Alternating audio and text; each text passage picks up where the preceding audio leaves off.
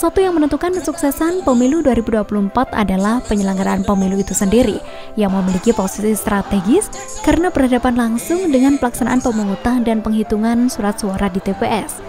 PTPS juga paham mana yang harus dilakukan dan tidak boleh dilakukan sehingga tidak ada keraguan dalam menjalankan tugas sebagai pengawas pemilu.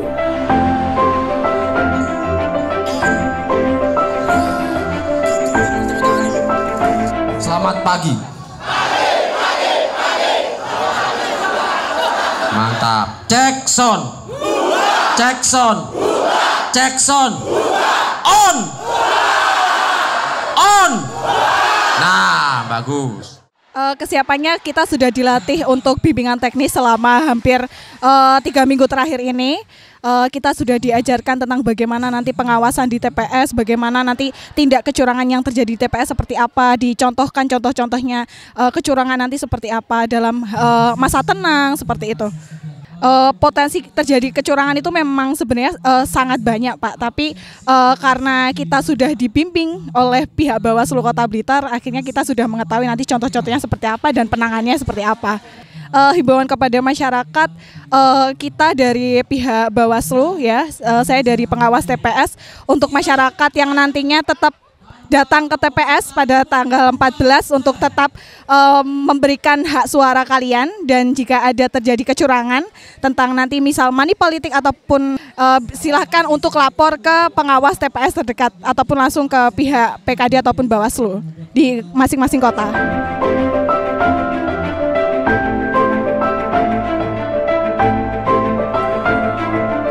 Sementara masih dalam rangka meningkatkan pemahaman bagi PTPS pada tahapan penghitungan dan pemungutan suara pemilu 2024, Bawaslu Kota Blitar menyelenggarakan rapat kerja teknis.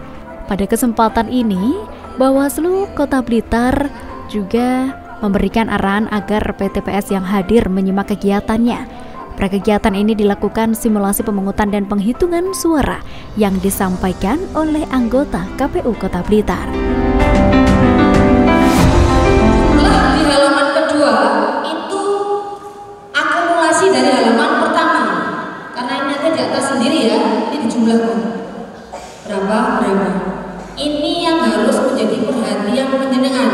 Jangan sampai nanti ketika jenengan sudah di TPS kemudian mendokumentasikan hanya dokumentasi belakang, tapi tidak mengecek itu betul atau tidak, jumlahnya sudah sesuai atau belum.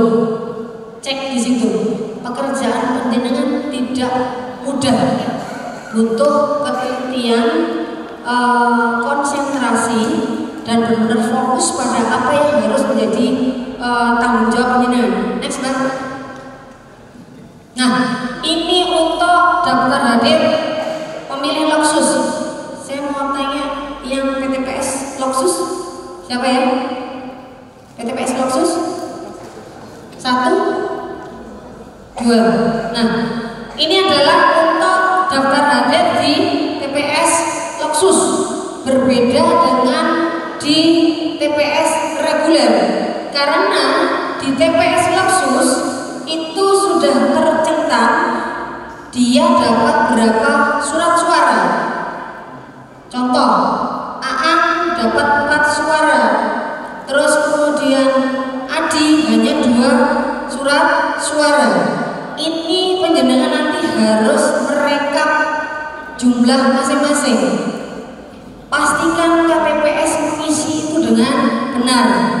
Ya, penjenengan butuh ketelitian yang lebih dibandingkan dengan teman-teman yang TPS reguler. Sama.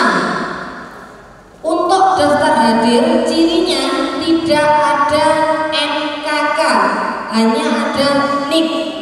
Untuk teman-teman yang di TPS reguler, untuk daftar hadir DPTB, ya, itu nanti NIK-nya ditulis 8 digit di belakang, itu dikasih bintang. Paham ya? Tolong sama-sama saya mengingatkan bahwa untuk daftar hadir DPTB 8 digit di belakang NIK itu di bintang. Kalau untuk DPK maka ditulis semuanya karena dia tidak terdaftar di DPT maupun di DPTB. Paham ya? Paham nggak? DPT dia sudah terdaftar sebagai pemilih tetap. Wes pasti orangnya di situ. DPTB itu adalah pemilih DPT yang tidak bisa menggunakan hak pilihnya di TPS asal, maka dia mengurus di TPS yang baru. Paham ya? Kalau DPK itu pemilih yang benar-benar belum terdaftar di DPT maupun DPTB. Syarat DPK dia harus berada di wilayah atau domisili setempat. Contoh, ini mana? Plosokerep. KTP-nya yang baru Plosokerep. DE sing nyoblos ning Senaretan, nggak bisa. Berarti dia harus tetap bisa menggunakan haknya di Plosokerep. Ini masih diperhitungkan lagi, harus mendekati dengan domisilinya. Misalkan ini Jalan Kenari, kalau di Puri Kenari di situ ada TPS, maka dia bisa menggunakan haknya di situ.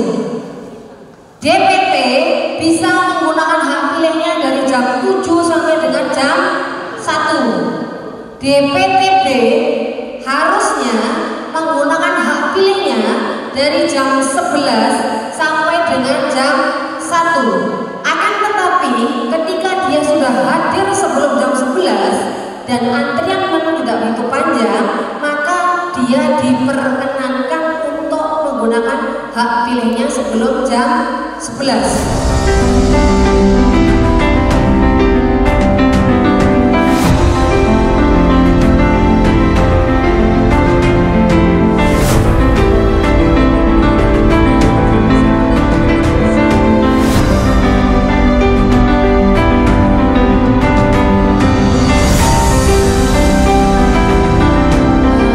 Kami dari KPU Kota Blitar ada undangan dari teman-teman Bawaslu untuk mensimulasikan kegiatan di TPS nantinya, sehingga ada penyamaan persepsi antara teman-teman KPPS dan PTPS lebih kepada tugas mereka masing-masing.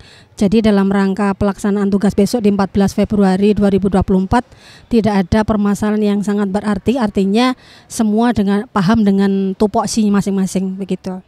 Jadi untuk Kecamatan Sukorejo ada 149 TPS dan ada 149 PTPS yang nanti kita optimalkan fungsi pengawasan dan pencegahan.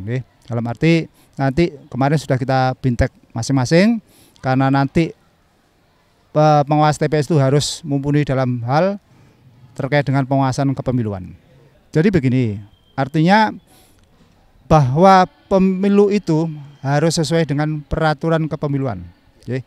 Dalam arti dalam peraturan kepemiluan itu harus sesuai dengan aturan tersebut sehingga tidak sampai terjadi pelanggaran.